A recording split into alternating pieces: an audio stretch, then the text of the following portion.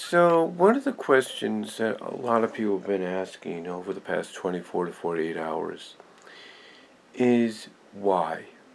Why did Cesaro, known as Claudio Castellore outside of WWE, why did he resign with the company?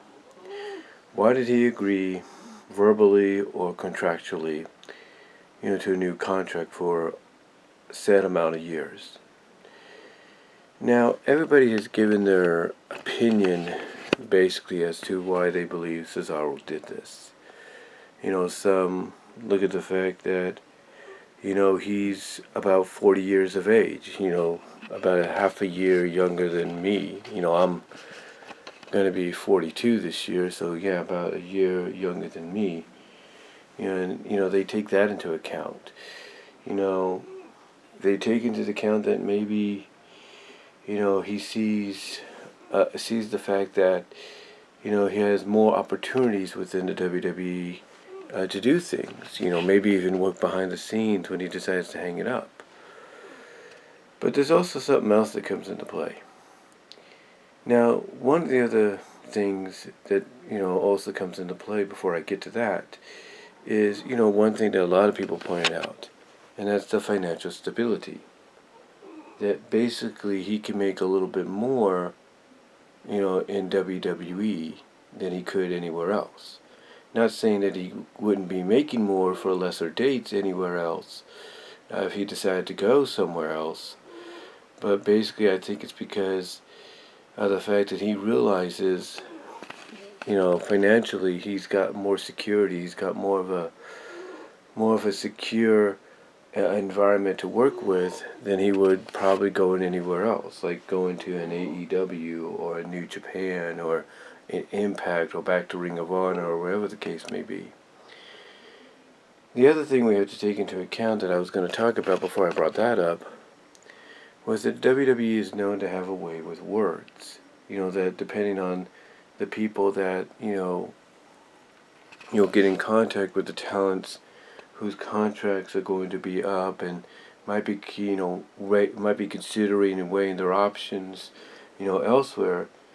The WWE, depending on the individual, has a way with words. Whether it's someone like Vince McMahon, Triple H, Stephanie, Shane, or even those that they feel that they could depend on to help them out, like let's say a Daniel Bryan, who has a little bit more, who has, some, pull backstage, and knows, Claudio a lot better than anybody else because of the Ring of Honor days.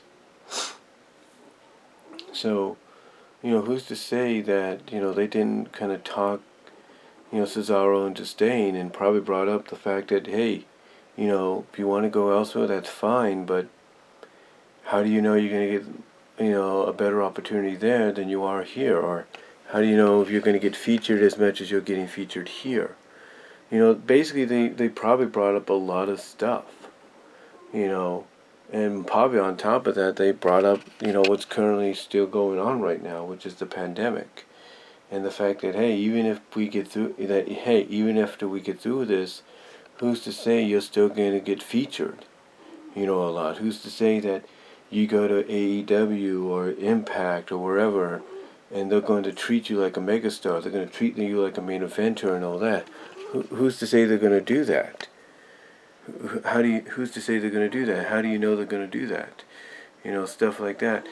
Basically, in the end, when I look at why Cesaro resigned, despite how some people may not agree with it, I look at somebody that basically is looking at a few things that that those that he talked to in the renegotiating of the contracts probably pointed out that a lot of people that have talked about it so far have mentioned as well. That includes his age. Take that into account. Financial stability. Which is something else. Having the opportunity to do more than just compete in the ring. And probably on top of that, and probably the last two, one, how does he know, that they're going to give him more opportunity, showcase him more, and probably, following that, is the pandemic. Like, basically with the pandemic going on still, and us slowly, hopefully getting out of it very soon, they'll probably pointing out that, let's say you go to New Japan, or let's say you go to AEW or Impact. How do you know that, even after this pandemic is over, that you'll still have the same opportunities that you might get if you go right now? Again, WWE has a way with words, and I think also the fact that they also point out some other things. Like, Triple H, you can't tell me that he doesn't know, along with Vince McMahon and all of them, that, they don't know about AEW's television contract status, the distribution contract status on a television level. The TV distribution status, if you will. The contract they have with Time Warner, through TNT and all that. You can't tell me that they don't know about that, and that's probably one thing that they're bringing up. Like, how do you know AEW is even going to be around in the next 4 or 5 years? The contract with TNT is set to expire in 2024, and, they're probably bringing up the fact that the person that's now running things is not a fan of wrestling, and whether or not AEW brings in good ratings, it may not matter. They may say, nope, we don't like wrestling, we're pulling it. And maybe they fall back on, and maybe they bring up the fact that that person that may pull it may look back at the history of Turtle with, with wrestling. And again, I'm not saying, they're bringing any of this up, but again, you have to look at the fact that they have a way with words. It's the same thing with any, player who is up for free agency or wants to renegotiate their contract or look elsewhere. Whether it's someone in the NFL, the NBA, MLB, NHL, MLS, WNBA. There's always going to be that player that people might consider could do better elsewhere if he goes with, basically that they consider could do better elsewhere if he decides to leave or ends up becoming a free agent. They feel that, hey, if he comes here, if he goes to that team or this team, he's going to have better opportunity. He or she's going to have a better opportunity. He or she could be a starter, or have the spotlight on them, be a captain, whatever. They can pinpoint all of that, and then when the news comes out that that person, that he or she has resigned and decided to remain with the team, that they've been with for a while, for another few years, another couple of years, again, just like with this whole thing with Cesaro, the question gets asked of why. What did they offer you that you probably couldn't get going elsewhere? So it's nothing really new in the long run when you see this kind of stuff happening. Because one, just like the WWE, a lot of these leagues and these teams within these leagues, a lot of these offices, that negotiate these contracts for players, they have a way with words. They have a way of saying the kind of things that somebody wants to hear to get them to resign. And they even are able to point out certain things that will help them resign. And that's kind of how you see things here with Cesaro. They probably had a way with words with him. They probably were able to kind of point out certain things that could potentially happen. They probably pointed out that, hey, you could go here and probably be a big star for a bit, but how much are you going to get focused? How much opportunity are you going to get? And they're probably pointing to the likes of, let's say, Miro, a.k.a., or FKA, formerly Rusev. They're pointing out that, hey, Rusev went to AEW, and everybody thought he was going to get a big, push, become a monster and everything, but, oh, look what they got him doing. He's involved in a wedding angle. He's the best man. He's this, he's that. And yet, where's that push they were hoping he'd get? Things like that. So, again, I think it's all about having it's all about, to me, utilizing the right words, and pointing out certain things that, people that, wonder why someone like Cesaro would remain, don't point out in their videos, or don't point out in their reason as to why he should go. I mean, yeah, here's the thing. There's a lot of people that are going to come out. Like, I'm surprised the Slag Daddy Jeff Seagull at OTRS Central didn't say this. But, there are some people that will mention, to themselves, and probably if they want to, bring it out on a podcast or bring it out on video like here on YouTube and say, hey, the only reason you wanted him to leave wasn't because, and go somewhere else, wasn't because, oh, he become a world champ or an instant main eventer once he goes here or there. It's because you want certain matches. You want this match. You want that match. That's all you care about is, ooh, the match.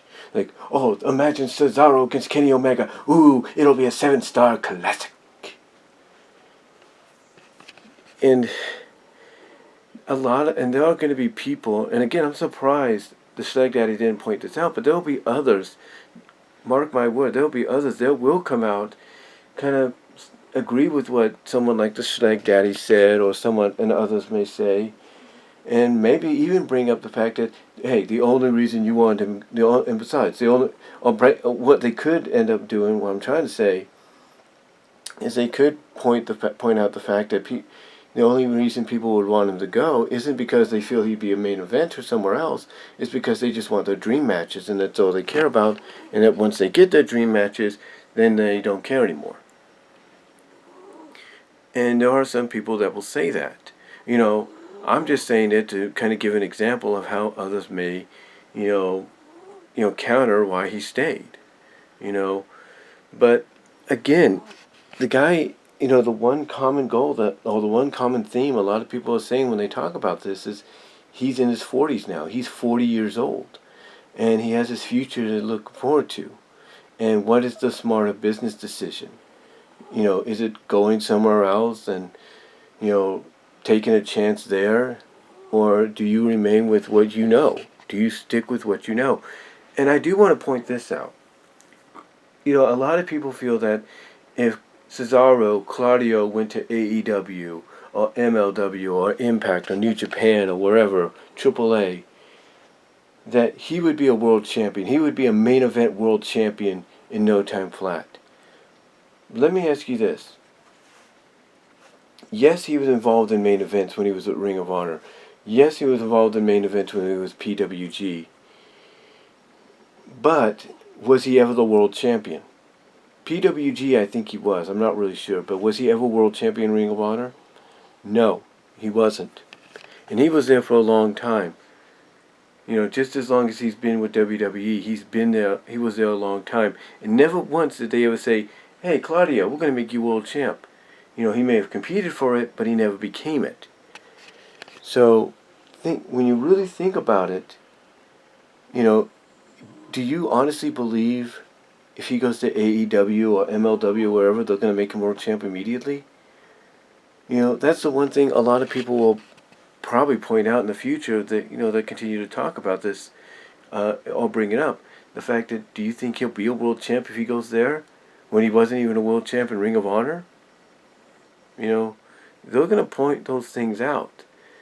And by pointing those things out, going back to what I used as an example earlier, they'll say basically that the only reason you want him in these organizations is to get your dream matches, and once that's over, you won't care anymore. And I think, honestly, that's something as well that I believe that utilizing the right words, people like Vince, Stephanie, Shane, and more specifically Triple H and maybe even Daniel, telling him that the only reason people would want to see you here is because they want the classic matches. And maybe someone like Triple H and Daniel will point out, yeah, you could have a classic match with this guy if you go there, but then what? How will the fans react after that? Will they still support you, or will they just abandon you because, oh, we got what we wanted, we don't care anymore? So, again, to me, in the long run, I believe the reason he signed is many reasons. Financialness, the fact that he's in his 40s, he's now in his 40s. 2, the uncertainty of the future of where he could end up.